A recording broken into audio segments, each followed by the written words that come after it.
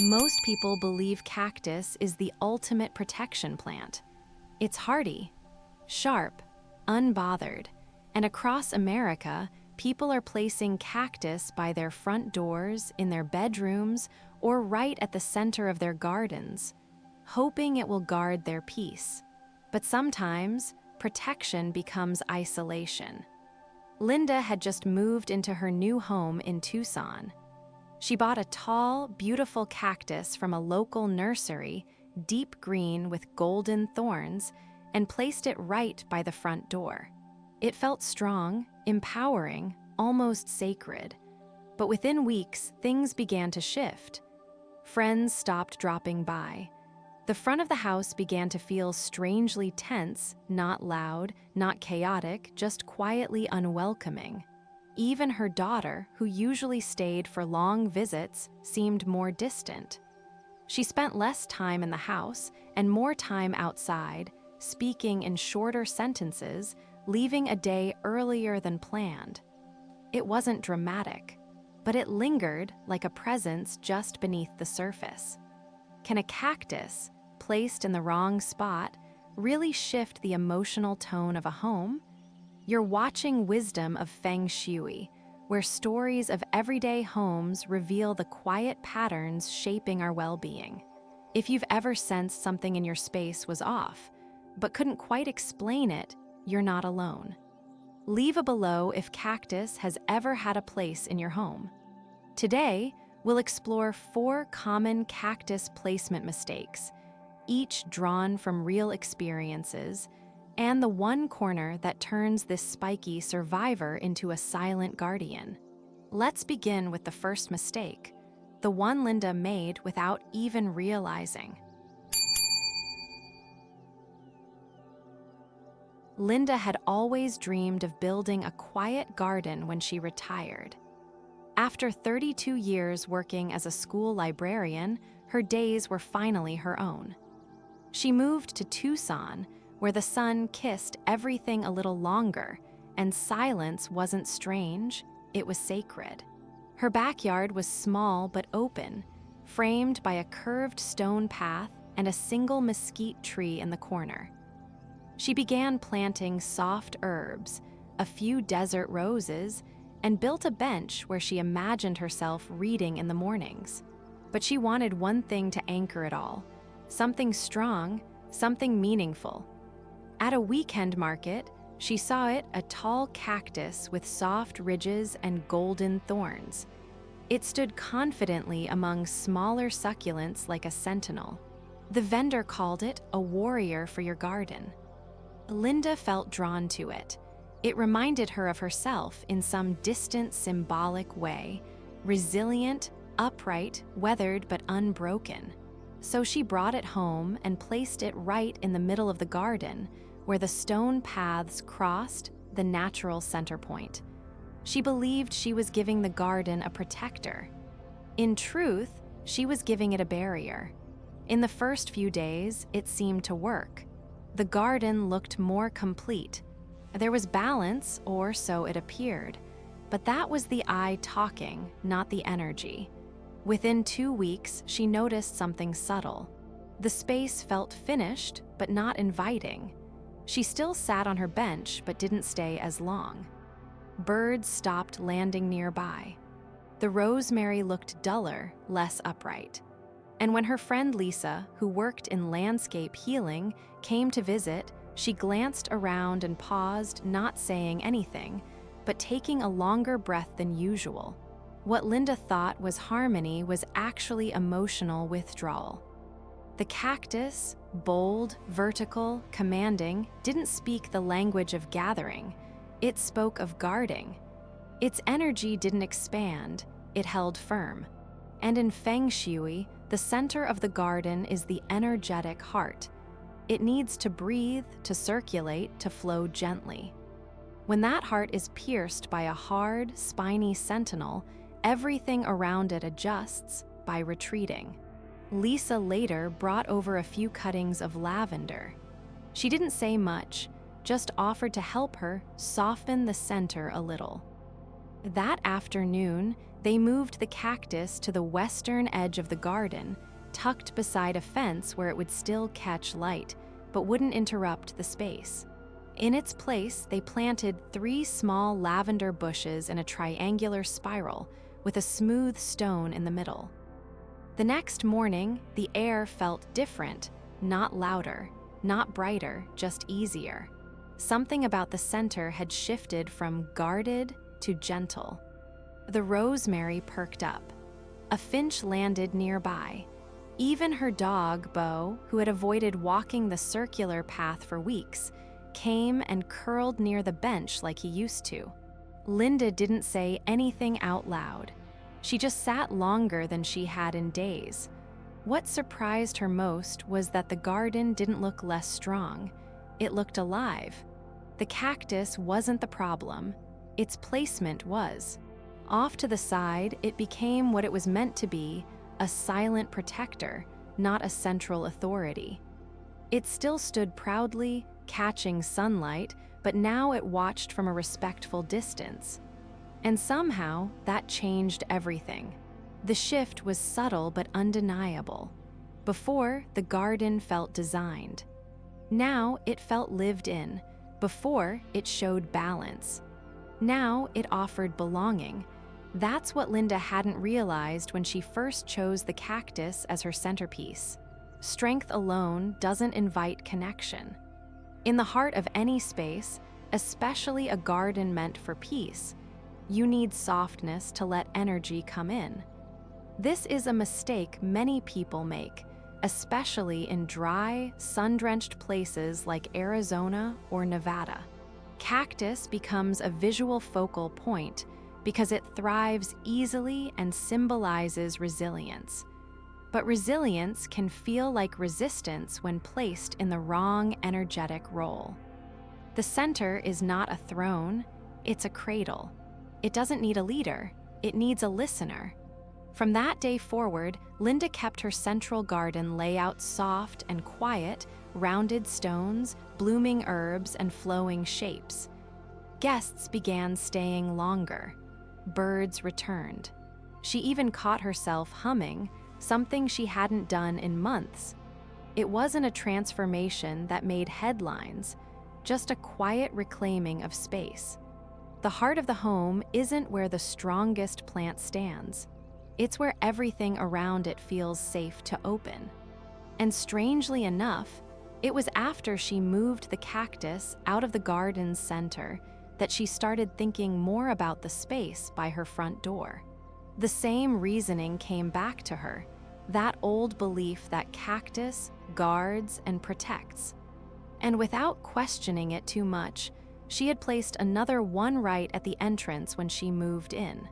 But now, with what she'd learned in the garden, she started to wonder, was that one protecting her or keeping something out? Let's look at where the second mistake often begins, the front door.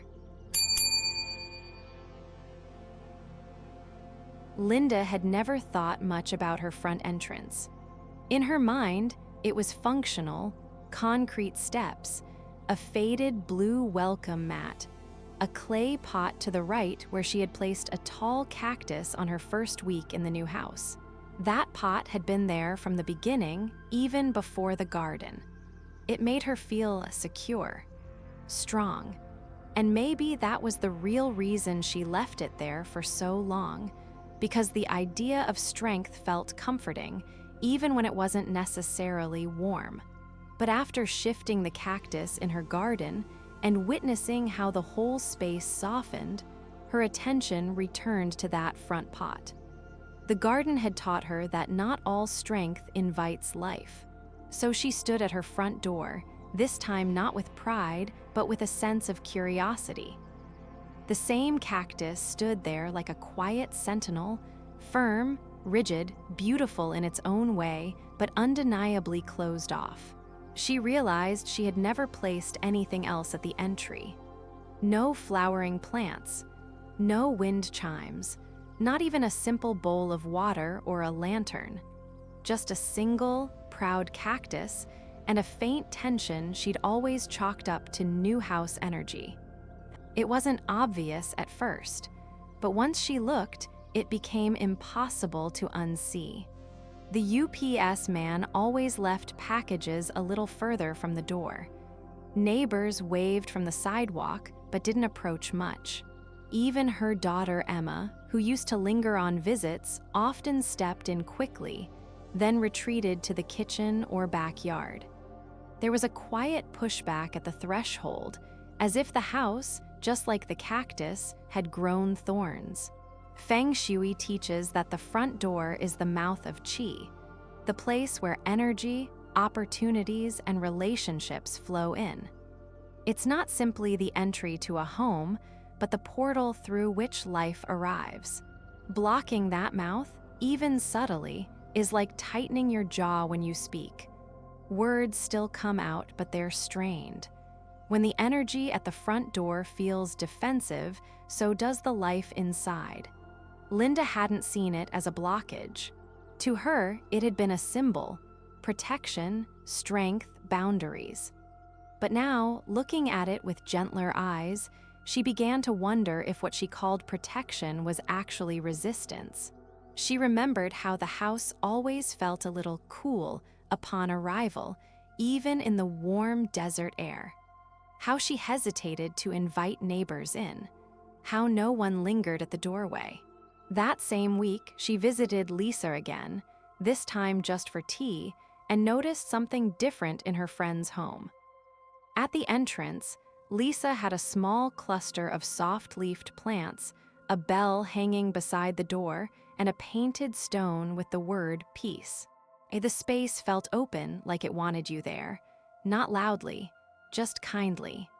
Linda came home, stood at her front door again, and this time moved the cactus. Not far, just to the far end of the porch, still visible, still rooted, but no longer front and center. In its place, she added a small clay dish of water with rose quartz and planted a creeping thyme in a low pot that brushed gently against the edges of the mat. The shift was quiet, but undeniable. That weekend, the mail carrier left a handwritten note thanking her for the new scent near the door. Emma stayed an extra night, and the house, somehow, felt easier to walk into, not just for others, but for Linda herself. What she had misunderstood was simple. Protection doesn't always require a statement. Sometimes, the strongest spaces are the ones that offer safety without needing to prove it. The front door doesn't need to say, "Don't mess with me." It needs to say, "You're safe here." Before, the cactus at the door had created a subtle field of defense. After, the entrance began to hum with invitation. And the difference wasn't just emotional, it was practical. Conversations lasted longer. Deliveries came closer. The silence in the house began to feel like rest, not retreat. Cactus is not the enemy. It simply speaks a language of boundaries, and at the front door, that voice can come across louder than intended. When moved to a quieter position, it still does its work, but without taking over the conversation. And just when things began to settle, Linda started noticing a new pattern. She had placed another small cactus on her bedroom windowsill months ago. It was meant to be symbolic, a sign of her independence, her self-sufficiency. But lately, she had been struggling with sleep, restless nights, shallow breathing, waking up without peace. Maybe it was the desert air, or maybe it was something else quietly sitting at the edge of her dreams. Let's look deeper into the spaces we retreat to for rest, because the third mistake often hides right where we think we're safest. Sleep had always come easily to Linda. Even during her busiest years, between lesson plans and late-night grading, she'd never needed much to drift off. Just a good book, a quiet room, and the occasional soft hum of a fan. But lately, the nights had grown. Resistant. She would lie down feeling tired, but her body wouldn't surrender. Dreams, when they did come, were brief and fragmented, full of shifting shadows and unfinished voices. She tried cutting back on caffeine, adjusted her room temperature, switched pillow covers. Nothing changed. The room looked peaceful, but it didn't feel restful. And as it often happens with energy, it took something small to trigger a deeper realization.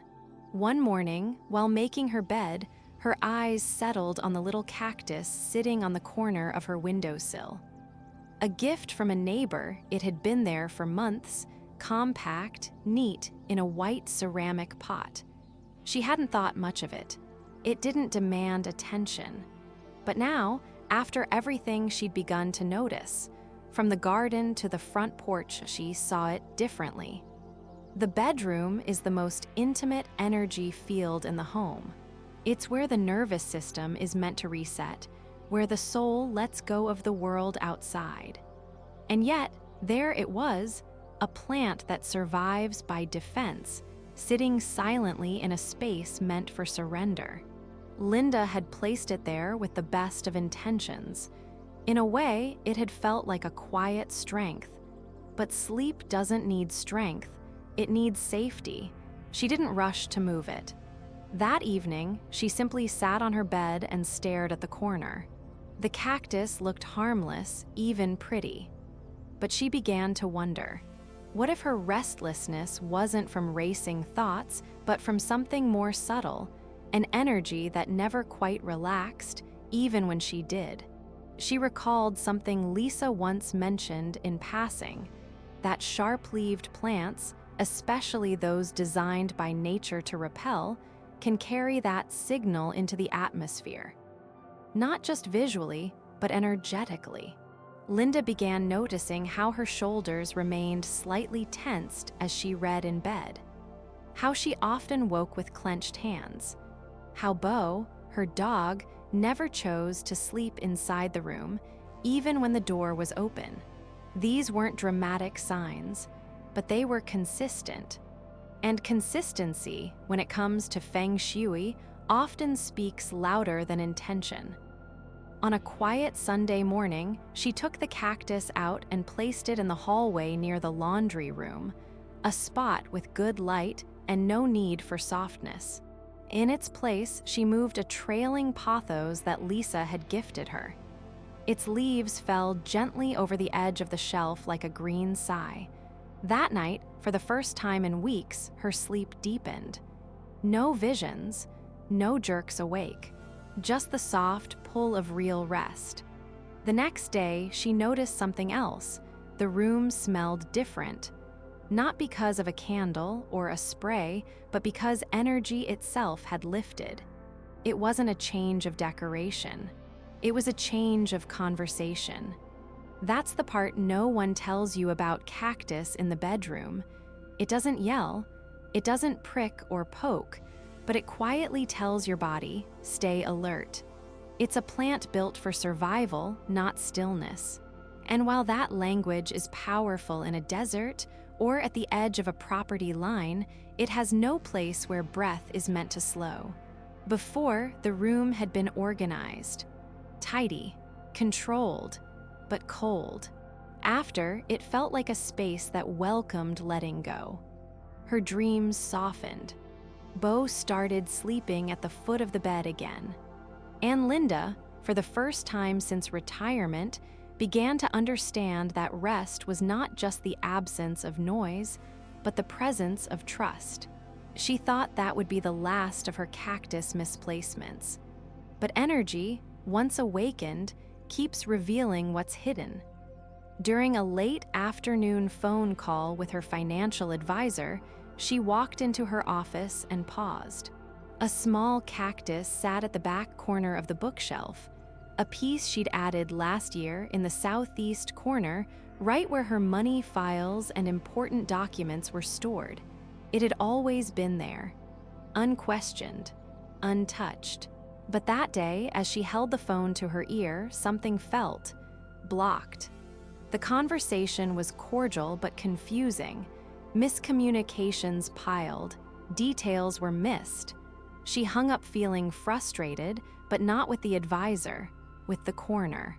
Let's go there next, into the space where money, relationships, and helpful people are meant to flow. Because sometimes, the final mistake is the one that quietly drains the most. There are corners in every home that seem invisible, quiet spaces no one thinks twice about. But in Feng Shui, corners carry weight. They hold direction, meaning, and intention. Some invite flow, some protect it, and some, when misunderstood, quietly misalign the things we're trying hardest to attract. For Linda, the southeast corner of her office had always been where she kept her most important papers. Tax files, retirement forms, donation receipts, a folder labeled Home Projects 2025. She rarely touched them, but liked knowing they were there, anchoring the future. That corner was also where the cactus sat, a small barrel-shaped one, with tight, disciplined spines and a base that curved slightly left, almost like it had grown defensive. Linda had placed it there more than a year ago, before the garden, before the front door, before the sleepless nights. She remembered thinking it made the space look serious, grounded, a bit tougher maybe. But now, with everything she'd uncovered about energy and placement, she began to feel a hesitation each time she walked past that bookshelf, as if something in the air asked her to move slower, to think twice, to brace. She wouldn't have noticed it, except for the timing. That week, two small but strange money events happened. First, a delayed refund from a vendor she'd used regularly. Then, a miscommunication with a charity donation that ended up doubling without her approval. These weren't disasters, but they weren't usual. And what tied them together was a feeling she hadn't been able to name: misalignment, as if her intent and outcome had skipped each other.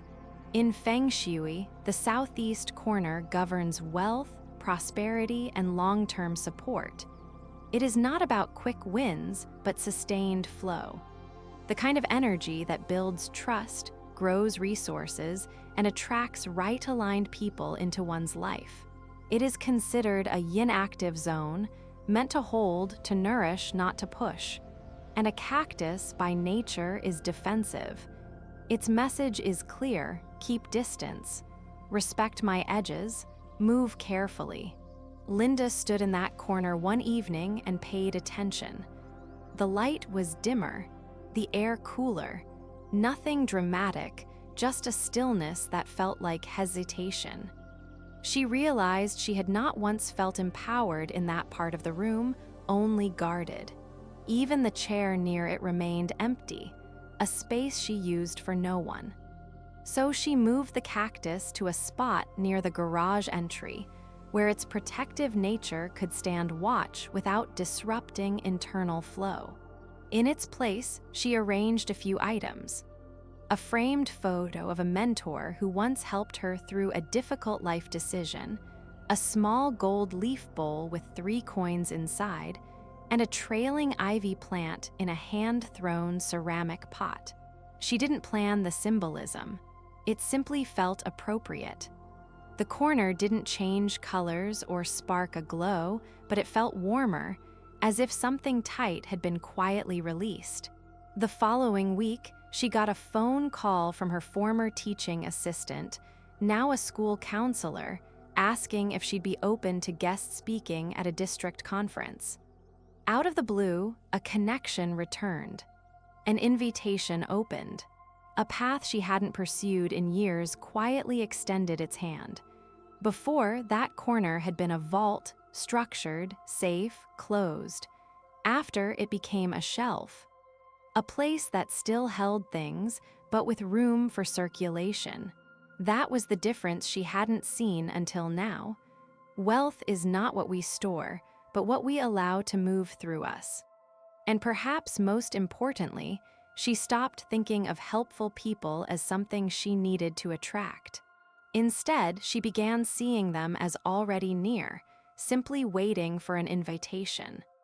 The space responded accordingly. As the house settled into its new rhythm, garden breathing, door softening, bedroom resting, corners opening, Linda felt something deeper than relief. She felt recognition that this home, in its quiet shifts, was no longer built on the need to protect. It was built on the willingness to receive.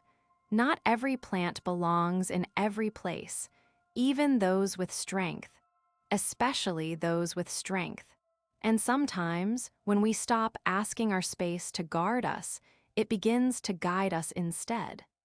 Let's take a breath together as we close this story, not with a warning, but with an invitation to notice the energies we live beside each day.